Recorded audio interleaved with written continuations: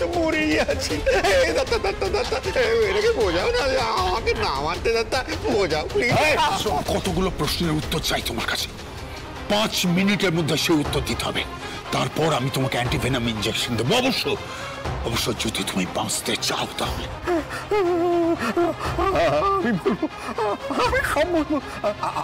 আপনি বলুন, আমি সব বলবো। নাম্বার 1 প্রশ্ন, অ্যাক্সিডেন্টটা কে ঘটিয়েছে? কে ঘটিয়েছে অ্যাক্সিডেন্টটা? কে ঘটিয়েছে মানে? ষোলকের শাড়ি ভর্তি গাড়িটাতে কে ধাক্কা মেরেছে? বলো, কে ধাক্কা মেরেছে? ষোলকের গাড়িতে ধাক্কা মেরেছে মানে? আমি গাড়ি ঠিক করে দিয়েছিলাম। কার কথায় গাড়ি ঠিক করে দিয়েছিলে বলো? রানীর বাবা, রানীর মা। আর কে কে ছিলেন মধ্যে? বলো, আর কে কে ছিল? প্রিয়দর্শিনী মুখার্জি, আঁচল মুখার্জি, পল্লব বাবু, সবাই এর মধ্যেই ছিল। কি প্ল্যানটা ছিল? কি প্ল্যান ছিল বলো? আর মনসাচরণকে টাকাটা কে পাঠিয়েছিল বলো? আঁচল মুখার্জি আর প্রিয়দর্শিনী মুখার্জি টাকা দিয়েছিল মনসাচরণকে। মনসাচরণ ষোলককে ফাঁসাবার জন্যে ওকে টাকা দেয় সুদের বিনিময়ে।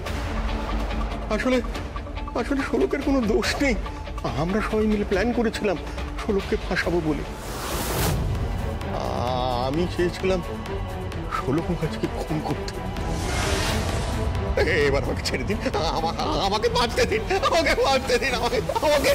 কে?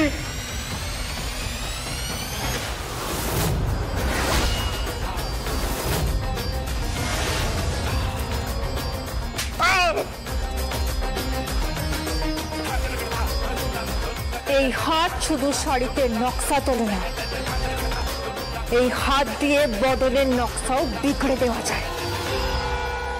ষোলক? আমি হাসপাতালে যাবো। এটা খেয়ে নিন। কি? তেঁতুল গোলা জল নিন।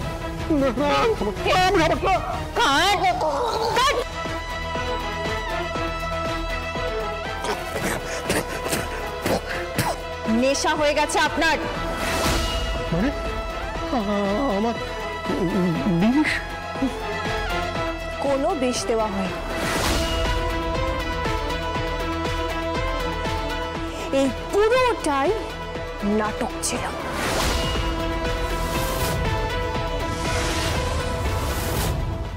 এই ষোলক!